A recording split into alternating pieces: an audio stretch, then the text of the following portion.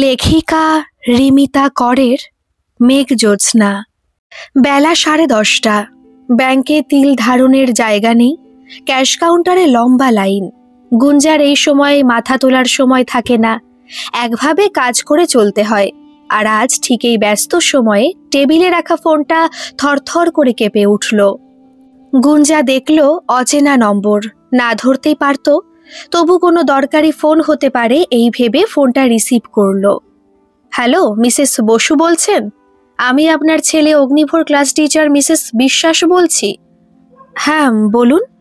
Sorry, কিছু মনে করবেন না, আপনাকে আজ একবার স্কুলে আসতে হবে।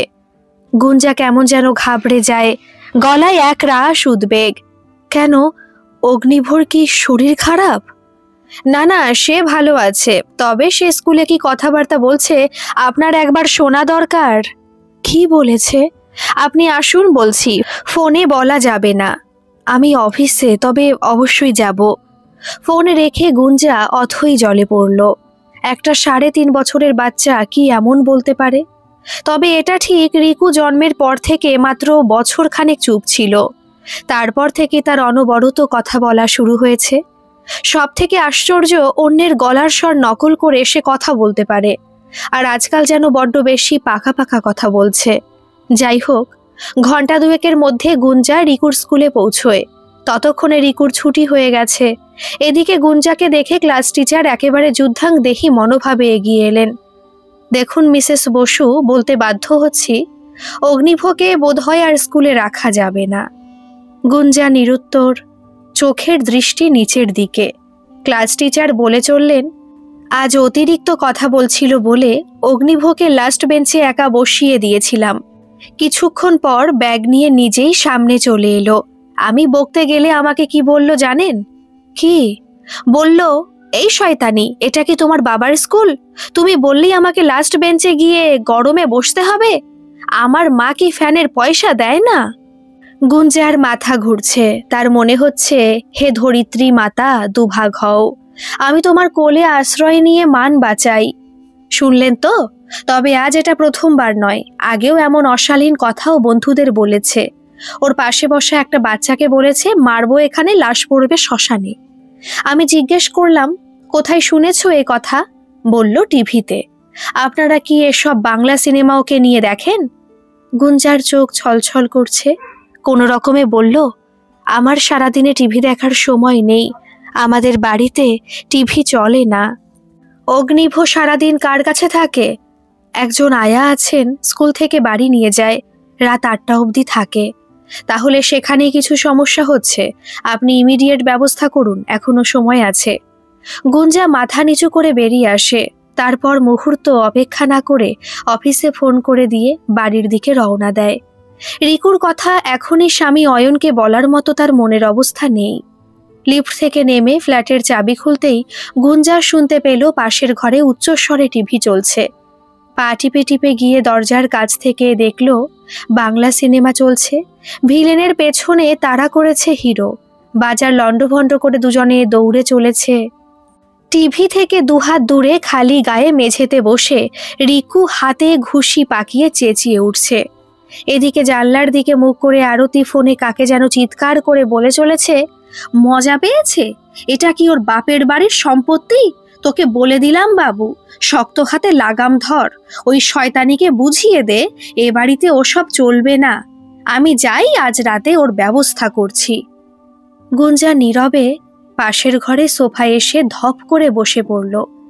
রিকু আর আরতি দুজনেই এখনো পর্যন্ত তার আশাটা টের পায়নি।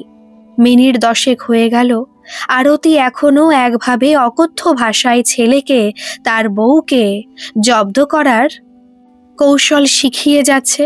আর রিকু অপলক চোখে দেখে যাচ্ছে ভিলেন আর নায়কের তুমুল হাতাহাতি। গুঞ্জার বুকের ভেতরটা মোচড় দিয়ে উঠল। এই তার ছোট্ট রিকুর দিন যাপন? আজকের দিনটা দেখার জন্য কি এত লড়াই? অয়নের সঙ্গে এত ভুল বোঝাবুঝি? কিন্তু এখন উপায়? আরতি দিকে না হয় ছাড়িয়ে দেওয়া হলো, কিন্তু তারপর নতুন যে আসবে সে কি খুব ভালো ভাষায় কথা বলবে? রিকুর সামনের দিনগুলো কি এইভাবেই কাটবে? গুঞ্জা জানে আজকের ঘটনা অয়নের কানে গেলে তাদের সম্পর্ক নতুন করে খারাপ হতে শুরু করবে। অয়ন হয়তো এবার সত্যি রিকুকে নিয়ে তার বাবা মায়ের বাড়িতে ফিরে যাবে। তাতে কি রিকুর মঙ্গল হবে? চিন্তার স্রোত গুঞ্জার মাথায় জট পাকাতে থাকে। পাশের ঘর থেকে ভেসে আসা শব্দ গুঞ্জার কাছে অসহ্য হয়ে উঠছে। উঠে পড়ে সে। পাশের ঘরে গিয়ে গুঞ্জা প্রথমে টিভির সুইচটা বন্ধ করে দিল। তারপর এক ঝটকায় রিকুকে কোলে তুলে নিয়ে খাটে বসল। আরতি গুঞ্জাকে দেখে ভূত দেখার মতো চমকে উঠে সামনে এগিয়ে আসে। কিন্তু আশ্চর্য, রিকু মাকে দেখে বিন্দুমাত্র খুশি হলো না, বরং চিৎকার করে ছটফটিয়ে উঠল, মাম্মাম কেন বন্ধ করলে? হেব্বি মারপিট হচ্ছিল। গুঞ্জা রিকুকে বুকের ভেতর শক্ত হাতে চেপে ধরল। টিভি দেখে না সোনা, এই যে আমি এসে গেছি। আরতি হয়তো কিছুটা আন্দাজ করতে পেরেছে, বেশ বুঝতে পারছে বৌদি রেগে গেছে। তবু একটু আমতা আমতা করে বলল, তুমি হঠাৎ এই সময় এলে, আমাকে ফোন করতে পারতে। গুঞ্জা বিরক্তি নিয়ে আরতির মুখের দিকে তাকায়, গম্ভীর গলায় বলল, আমি 15 মিনিট হলো এসেছি, তুমি একভাবে কথা বলে যাচ্ছ। আমার বাড়িতে ভীষণ অশান্তি চলছে গো বৌদি, ওই এক কালনাগিনী বউ সব ছাড়খাড় করে দিচ্ছে। গুঞ্জা আরতির মুখের সামনে হাত দেখিয়ে বলল, থাক, আমি শুনতে চাই না। একটা বাচ্চার সামনে কি বলতে হয় তুমি জানো না? রিকু স্কুলে গিয়ে তোমার ভাষায় কথা বলছে, স্কুল থেকে আমাকে ডেকে পাঠিয়েছিল। আরতি অবাক, আমার ভাষা মানে? রিকুর সাথে আমি তো কোনো খারাপ কথা বলি না। ফোনে বলো, রিকু তোমার সব কথা শোনে। যাই হোক, রিকু নিশ্চয়ই খাওয়া হয়নি, ওর খাবারটা রেডি করো, আমি খাইয়ে দেব। তারপর তুমি চলে যেও, আমি রিকুকে নিয়ে একটু বেরোবো, আর কাল থেকে তোমাকে আসতে হবে না, সেন্টারে ফোন করে বলে দেব। আরতির মুখটা ঝপ করে যেন নিভে গেল। দারিদ্রতার সাংসারিক হাজার ঝামেলায় জর্জরিত 50 আরতি হয়তো অনেক কিছুই বলতে পারত, ভেতরের যন্ত্রণাকে কটু কথায় উগড়ে দিতে পারত, অথবা গুঞ্জার কাছে ক্ষমা চেয়ে কাজটার প্রয়োজনীয়তা সম্পর্কে বলতে পারত। কিন্তু সে কিছুই করতে পারল না। গুঞ্জার থমথমে মুখের দিকে তাকিয়ে বুঝে নিল কোনো কিছুতেই আর কিছু লাভ নেই। রিকুকে খাইয়ে নিয়ে বেরিয়ে পড়ল গুঞ্জা। আরতি জিনিসপত্র গুছিয়ে রিকুর হাত ধরে গেট পর্যন্ত এসেছে। গুঞ্জার চোখ মোবাইলের স্ক্রিনে, ক্যাব বুক করতে ব্যস্ত সে। একটু ইতস্তত করে আরতি বলল, বৌদি একটা কথা বলবো? বলো। সেন্টারে আমার নামে কিছু যেন বলো না, তাহলে আর কাজ পাবো না। গুঞ্জা আরতির চোখের দিকে তাকায়, কোথায় যেন অনুশোচনার আগুন ধিক ধিক করে জ্বলে উঠল। ভাবল, বিনা নোটিশে এইভাবে কাজটা ছাড়িয়ে দেওয়াটা বোধহয় ঠিক হলো না। গরিব মানুষ, কাল থেকে কাজ পাবে কিনা কে জানে। তাছাড়া ভেবে দেখতে গেলে দোষটাই বা সে কি করেছে? কথার মাত্রা বোধ শেখার সুযোগ কি আরতিদি কখনো পেয়েছে? সে তার নিজের ভঙ্গিতে ফোনে কথা বলেছে। রিকু যে এইটুকু বয়সে সেসব রপ্ত করে সঠিক জায়গায় বসিয়ে প্রয়োগ করবে কি করে সে বুঝবে? আরতিদি এমনিতে খুব দায়িত্বশীল, ঘড়ির কাঁটা ধরে কাজে আসে, রিকুকে ঠিক সময় স্কুল থেকে সাবধানে বাড়ি নিয়ে আসে। তার বাড়িতে নিত্য অশান্তি, তবু কাজে ফাঁকি নেই। গুঞ্জা হাসি মুখে আরতির দিকে তাকায়, তারপর ব্যাগ থেকে একটা 500 টাকার নোট তার হাতে দিয়ে বলল, এটা রাখো, আর ভয় পেও না, আমি তোমার নামে সেন্টারে কিছু বলবো না। আমি এখন কদিন ভাবছি মায়ের কাছে গিয়ে থাকবো, তাই কদিন লোকের দরকার নেই, সেটাই ওদের বলবো। তোমার ফোন নম্বর তো রইল, দরকার পড়লে তোমাকে ডাকবো। আরতিদি ছলছল চোখে তাকায়। আমি বুঝেছি বৌদি, রিকুর সামনে আমার বুঝে কথা বলা উচিত ছিল, কিন্তু এতগুলো টাকা কেন দিলে? বলতে বলতে ক্যাব এসে হাজির। গুঞ্জা রিকুকে কোলে তুলে গাড়িতে উঠে পড়ল। আরতি রিকুর গায়ে শেষবারের মতো হাত বুলিয়ে বিদায় জানালো। যাই হোক, গাড়ি এগিয়ে চলল। রিকু এতক্ষণ ঘুমে ঢুলছিল, কয়েক মিনিটের মধ্যে মায়ের গায়ে হেলান দিয়ে এসে ঘুমিয়ে পড়ল। গুঞ্জার মাথায় এখন অনেক কিছু ঘুরছে, ঠিক বেঠিক সব গুলিয়ে যাচ্ছে। মা বাবার কাছে গিয়ে ঠিক কি বলবে ভেবে নিচ্ছিল। মাকে রাজি করানো গেলেও বাবার রাজি হওয়ার ব্যাপারে তার যথেষ্ট সন্দেহ আছে। বাবা চিরকাল সবকিছু অন্যভাবে ভাবে। এই নিয়ে প্রতি মুহূর্তে তার আর মায়ের সাথে বাবার সংঘাত লাগে। যেমন অয়নদের শোভাবাজারের যৌথ পরিবার ছাড়ার সময় গুঞ্জা বাবার কোনো সমর্থন পায়নি।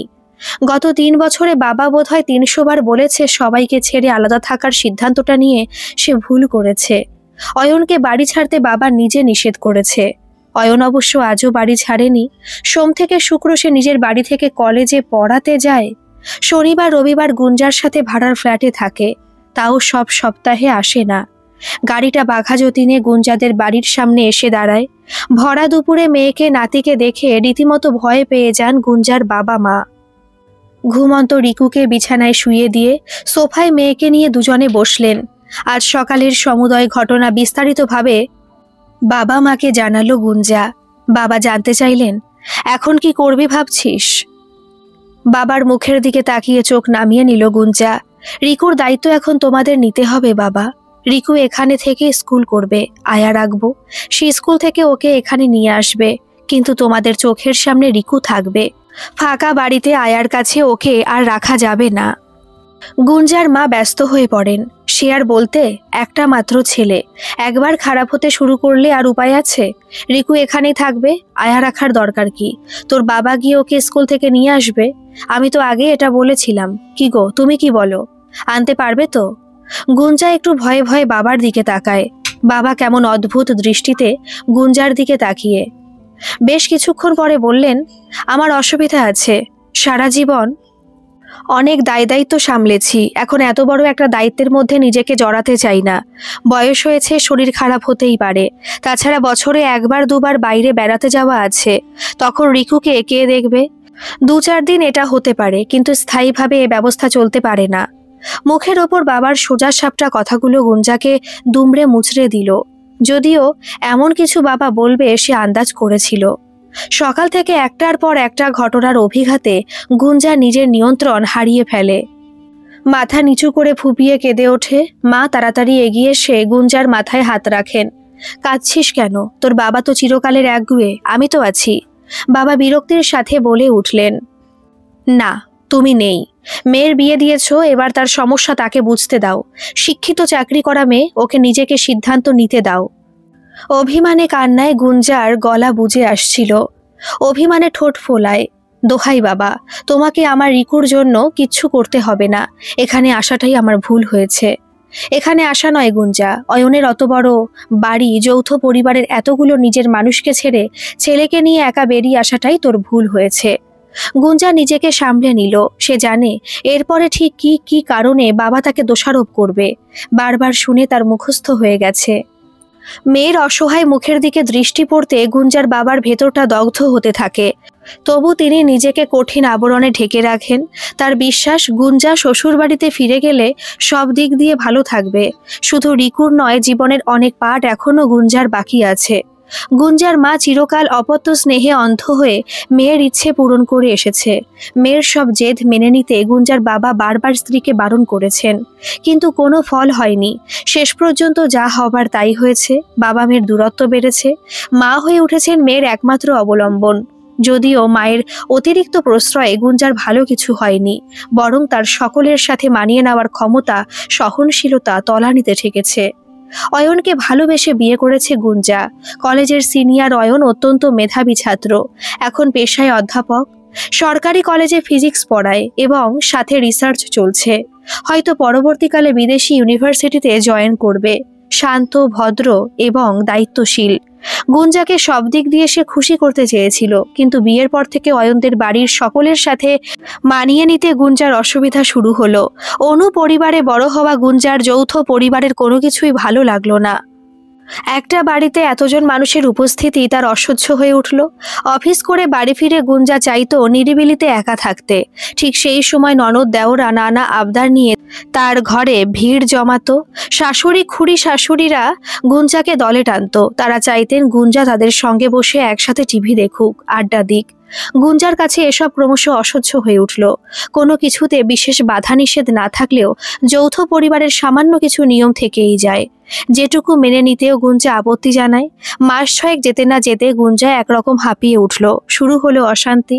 গুঞ্জার নিত্যদিনের অভিযোগে অতিষ্ঠ হয়ে উঠল অয়ন।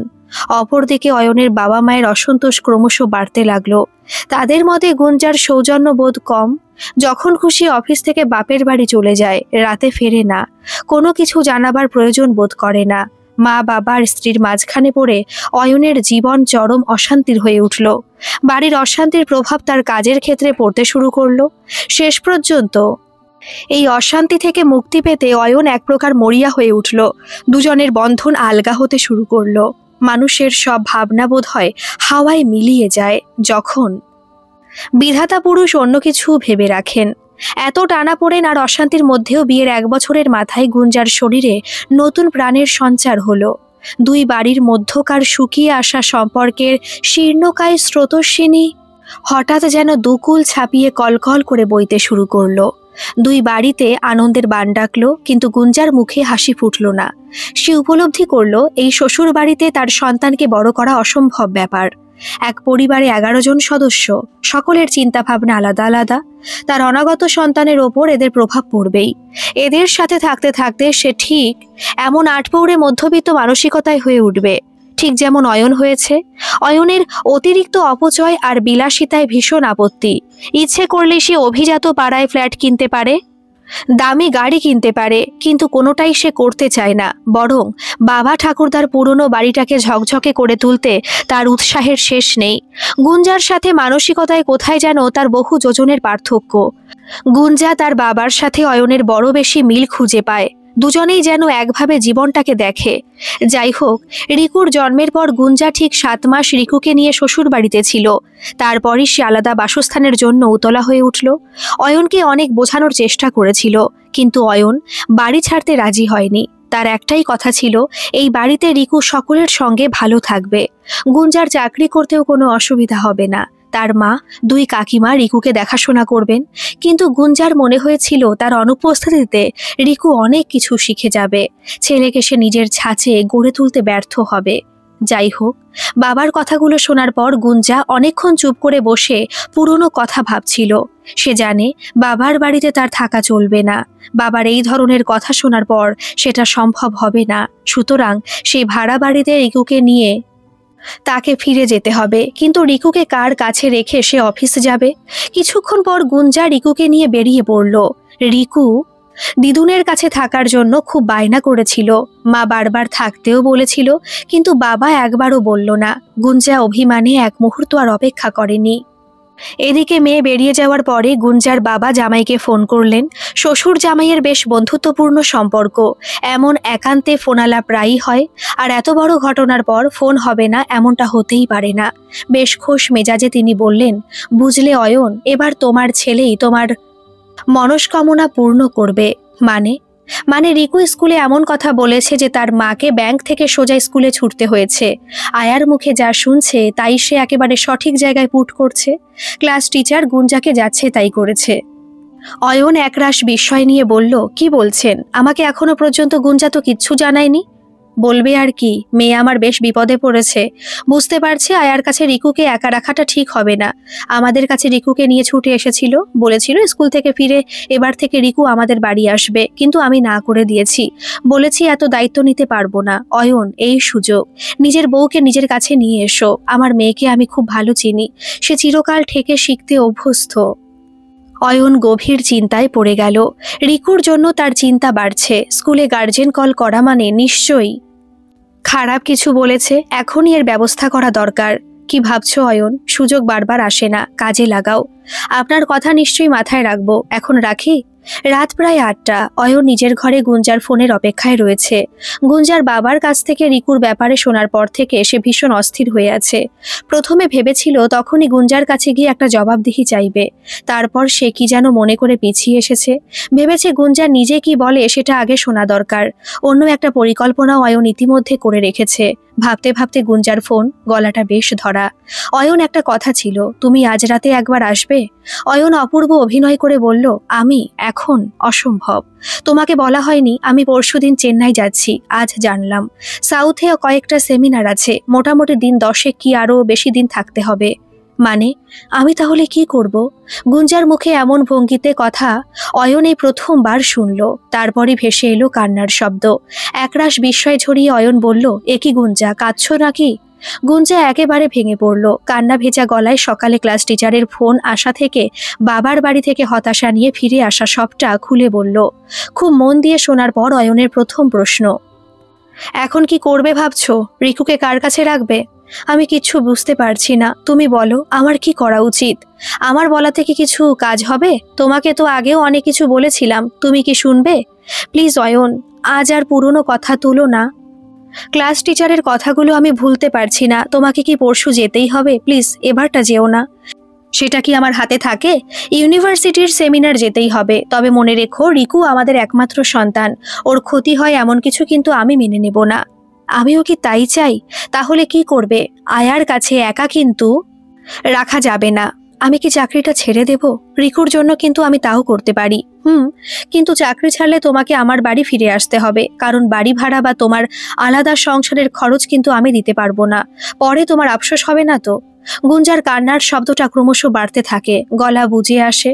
তুমি আমার কাছে প্লিজ চলে এসো, আমি তাহলে সত্যি চাকরি ছেড়ে দেব, রিকুকে মনের মতো করে মানুষ করব। এ বিষয়ে বহুবার কথা হয়েছে গুঞ্জা, তোমাকে তো আমি কিছুতেই বাধা দিইনি। তুমি আমাকে ছেড়ে নিজের ইচ্ছায় আলাদা থাকছো, সেটাও মেনে নিয়েছি। তাছাড়া এমন সিদ্ধান্ত আমি যদি নিই, তাহলে কি রিকু সত্যিই মানুষ হবে? বরং স্বার্থপরতা ওর মজ্জায় ঢুকে যাবে। যাই হোক, আজকে রাতটা ভাবো কি করবে, কাল শুনবো। ফোনটা রেখে দেয় অয়ন। গুঞ্জা অয়নের সাথে কথা বলে অবাক হয়ে যায়। এত বড় একটা সমস্যার দায় সে সম্পূর্ণভাবে তার উপর চাপিয়ে দিল। ঘড়ির দিকে তাকিয়ে গুঞ্জা দেখল রিকুর খাওয়ার সময় হয়ে গেছে, এরপর সে ঘুমিয়ে পড়বে। কিন্তু কাল কি স্কুলে পাঠানো ঠিক হবে? গুঞ্জা যেন ভয় পেল, আবার রিকু যদি কোনো খারাপ কথা বলে দেয়। তার চেয়ে দুদিন রিকু বাড়িতে তার কাছেই থাকুক। রাতে বিছানায় গুঞ্জা ছটফট করতে থাকে, পাশে রিকু ঘুমিয়ে অচেতন। গুঞ্জা ভাবতে থাকে আরতিদির বলা কথাগুলো ভুলতে রিকুর ঠিক কতদিন সময় লাগবে। পরদিন সকালে গুঞ্জা এক অদ্ভুত পরিস্থিতির মুখোমুখি হলো। সে ভেবেছিল মাকে সারাদিন কাছে পেয়ে রিকু বোধহয় খুব ভালো থাকবে, কিন্তু সেটা হলো না। সকালে ঘুম থেকে উঠে রিকু মোবাইল নেবার জন্য ব্যস্ত হয়ে পড়ল। গুঞ্জা দিতে না চাইলে সে কেমন যেন অস্থির হয়ে উঠল। যত ভালোবেসে গুঞ্জা তাকে কাছে টানতে যায়, সে ছিটকে বেরিয়ে যেতে চায়। চিৎকার করে কাঁদতে কাঁদতে মাটিতে গড়াগড়ি দিতে থাকলো, তার সাথে মুখে অবান্তর কথা। রিকুকে সকালের খাবার খাওয়াতে গুঞ্জা একেবারে নাজেহাল হয়ে গেল। এরপর টিভি চালাবার জন্য রিকুর বায়না শুরু হলো। গুঞ্জা ভাবলো কার্টুন দেখলে বুঝি ছেলের মন ভালো হবে, কিন্তু রিকুর কার্টুনে মন নেই। সে ঘুরিয়ে দিল বাংলা সিনেমার চ্যানেল। এক দৃষ্টিতে সেদিকে তাকিয়ে থাকে। আরতিদির প্রভাব কি ভয়ানকভাবে রিকুর ওপর পড়েছে তা ভেবে গুঞ্জা ভেতরে ভেতরে শিউরে ওঠে। রিকুর আচরণ আর পাকা কথায় গুঞ্জার ধৈর্যের বাঁধ ভাঙতে থাকে। নিজেকে সংযত করতে গুঞ্জা পাশের ঘরে চলে আসে। একমাত্র মা ছাড়া বোধহয় কাউকে এই লজ্জার, এই যন্ত্রণার কথা বলা যায় না। অতএব মাকে গুঞ্জা ফোন করলো। সব কথা শোনার পর মা বললেন, গুঞ্জা, আমার মনে হয় তুই একা সামলাতে পারবি না, অয়নকে ডেকে নে। গুঞ্জার গলায় একরাশ অভিমান। বলিনি ভাবছ? কাল রাতে কতবার রিকোয়েস্ট করলাম, বলল আগামীকাল দিন 10 জন্য চেন্নাই যাবে। কিন্তু তুই একা কি করবি? তাছাড়া তোর বাবা বলছিল রিকুর পরিবেশ বদল না করলেও কোনোভাবেই ওকে ফেরানো যাবে না। গুঞ্জার গলা কান্না মাখানো। আমি তো তোমাদের কাছে গিয়েছিলাম মা, কিন্তু বাবা কি ব্যবহার করলো? তোর বাবার কথা ছাড়, তবে আমার মনে হয় তোর এবার শ্বশুর বাড়িতে ফিরে যাওয়া দরকার। ওখানে তো রিকু এমনিতেই খুব আনন্দে থাকে, সবাইকে কাছে পায়। গেলে যদি কিছু লাভ হতো। সন্তানের মুখ চেয়ে মাকে অনেক কিছু মানিয়ে নিতে হয়। অয়ন যদি কাল চলে যায়, তাহলে কিন্তু তোর আজই যাওয়া উচিত। অয়নের অনুপস্থিতিতে ওই বাড়িতে ঢুকতে তোর অস্বস্তি হতে পারে, তাই বলছিলাম আর কি। মায়ের কথায় গুঞ্জা বেশ অবাক হলো। সে জানতো মা অন্তত তাকে বোঝে। ওই বাড়িতে থাকলে তার কি কি অসুবিধা হয় মা সব জানে। তবু মা আজ ফিরে যেতে বলছে, তাহলে কি রিকুকে মানুষ করার এটাই একমাত্র উপায়? মায়ের কথায় গুঞ্জার ভরসা আছে। মা যখন বলছে তখন নিশ্চয়ই একবার দেখা যেতে পারে। আর বেশি কথা না বাড়িয়ে গুঞ্জা বলল, মা এখন রাখি, দেখি কি করি। ফোনটা রেখে দিয়ে গুঞ্জা ভাবতে বসে ও বাড়ি গিয়ে সকলকে কি বলবে। 3 মাস আগে রথের দিন গুঞ্জা ও বাড়ি গিয়েছিল। ব্যাংকের চাকরিতে কাজের চাপ, তাই কোনোদিনই ও বাড়ির কোনো অনুষ্ঠানে কেউ তার কাজের প্রত্যাশা করে না, শুধু উপস্থিতিটুকু সবাই চায়। সেবার রিকু সকলের সাথে খুব আনন্দ করেছিল। রিকুর দাদু নিজের হাতে রথ সাজিয়ে দিয়েছিলেন। তারপর দাদুদের সাথে রথ টেনে টেনে রিকু সারা পাড়ায় ঘুরেছিল। বাড়িতে 2 পিসি আর তার এক কাকা রিকু বলতে অজ্ঞান। তাছাড়া 3 ঠাম্মি 3 দাদুর চোখের মনি সে। সেদিন রিকু কিছুতেই মায়ের সাথে ভাড়া বাড়িতে ফিরতে চায়নি, খুব কান্নাকাটি করেছিল। পরদিন জ্বর পর্যন্ত এসে গিয়েছিল। শেষ পর্যন্ত দিদুনের বাড়ি গিয়ে রিকুর মাথা ঠান্ডা হয়েছিল। যাই হোক, কিছুক্ষণ পর রিকুকে নিয়ে গুঞ্জা বেরিয়ে পড়ল। সকাল প্রায় 11টা। গাড়িটা থামলো শোভাবাজারের এক গলির মুখে। উত্তর কলকাতার বনেদি পাড়া। শতাব্দী প্রাচীন বাড়িগুলো গা ঘেঁষাঘেঁষি করে দাঁড়িয়ে আছে। এই অঞ্চলে এখনো বহুতল মাথা তোলেনি। বিয়ের পর গুঞ্জার খুব অদ্ভুত লাগতো। বিশ্বাস হতো না এটাও কলকাতা। কেমন যেন ফাঁকা ফাঁকা আলসেমি জড়ানো নিঝুম পথঘাট। দক্ষিণ কলকাতার ব্যস্ততা এখানে চোখে পড়ে না। গলির মুখে ঢুকতে রিকুর চোখ মুখ পাল্টে যায়। ঠিক চিনে ফেলেছে বাড়িটাকে। আনন্দে প্রায় চিৎকার করে হাততালি দিয়ে বলে উঠল, মা, আমরা বাবিনের কাছে ঠাম্মির কাছে যাচ্ছি। তারপর গেটের কাছে আসতে সে আর পিছনে না তাকিয়ে লোহার গেট ঠেলে এক ছুটে ভেতরে ঢুকে গেল। গুঞ্জা ধীর পায়ে ছেলেকে অনুসরণ করলো। ভেতরে ঢোকার আগে গুঞ্জার কানে এলো হইচই। কয়েক মুহূর্তে রিকু যেন বাড়িটাকে ঝাঁকিয়ে দিয়েছে। ও মা, এ যে আমার গোপাল ঠাকুর, স্বপ্ন দেখছি নাকি? সত্যি তো, আমার রাজকুমার যে। মা কোথায়? গুঞ্জা বারান্দায় উঠে দেখলো 3 ঠাকুমা 3 দাদু রিকুকে পেয়ে কি করবে বুঝে উঠতে পারছেন না। একবার একজন কোলে নিচ্ছেন, পর মুহূর্তে অন্যজন হাত বাড়ালেই রিকু তার কোলে ঝাঁপিয়ে পড়ছে। বাড়ির ছোটরা এই সময় কেউ নেই, কলেজ অফিসে গেছে। গুঞ্জাকে দেখতে পেয়ে অয়নের ছোট কাকিমা এগিয়ে আসেন। গুঞ্জা, এসো এসো, ভেতরে এসো। উফ, রিকুকে হঠাৎ দেখে আমরা সবাই চমকে উঠেছি। এই 3 মাসে কি বড় বড় হাবভাব হয়েছে ছেলের। গুঞ্জা একে একে সকলের পায়ে হাত রাখে। গুঞ্জার শ্বশুরমশাই বললেন, বাবু তো এই কিছুক্ষণ আগে কলেজে গেল, কিছু তো বলল না। ও জানে তুমি আসবে? গুঞ্জা মাথা নেড়ে না জানায়। রিকু এদিকে বাবিনের কাছে যাবে বলে অস্থির হয়ে উঠেছে। ঠাম্মার হাত ধরে ওপরের ঘরে নিয়ে যেতে বায়না ধরেছে। ঠাম্মি আদর করে বোঝাতে চান, ওপরের ঘরে বাবিন নেই সোনা, আমি ফোন করে দিচ্ছি, তাড়াতাড়ি চলে আসবে, তুমি এসো, মায়ের সাথে কথা বলি। গুঞ্জা এক দৃষ্টিতে রিকুকে লক্ষ্য করে যাচ্ছে। কি ভীষণ খুশিতে লাফিয়ে লাফিয়ে সারা বাড়ি সে ঘুরে বেড়াচ্ছে। গুঞ্জার শাশুড়িমা এগিয়ে আসেন। গুঞ্জা, আজ অফিস নেই? ছুটি নিয়েছি। যাক, ভালো হয়েছে। দুপুরে দুজনে খাবে কিন্তু। মেজো কাকিমা যোগ করলেন, এটা একটা জিজ্ঞেস করার কথা হলো দিদি ভাই, কতদিন পর গোপাল ঠাকুর এসেছে, এবার সহজে ছাড়ছি না। গুঞ্জা মৃদু হাসল। গত 24 ঘন্টায় বিধ্বস্ত গুঞ্জা আজ যেন নতুন করে বাড়ির মানুষগুলোকে আবিষ্কার করছে। কেমন একটা নিশ্চিন্ত ভাব ছড়িয়ে পড়ছে শরীরে। রিকুকে দেখে আশ্চর্য হয়ে যাচ্ছে গুঞ্জা। কি সুন্দরভাবে ছোট ঠাম্মির কোলে শান্ত হয়ে বসে সন্দেশ খেয়ে নিচ্ছে, দাদুদের সাথে গল্প করছে। মোবাইল, টিভি দেখার কথা সে যেন ভুলেই গেছে। মেজো কাকিমা প্লেটে মিষ্টি সাজিয়ে গুঞ্জার সামনে রাখলেন। গুঞ্জা, একটু খেয়ে নাও, এতটা পথ এসেছো।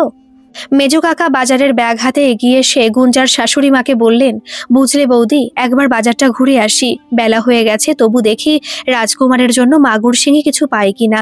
মনে আছে সেবার মাগুর মাছের ঝোল দিয়ে কি আনন্দ করে ভাত খেয়েছিল।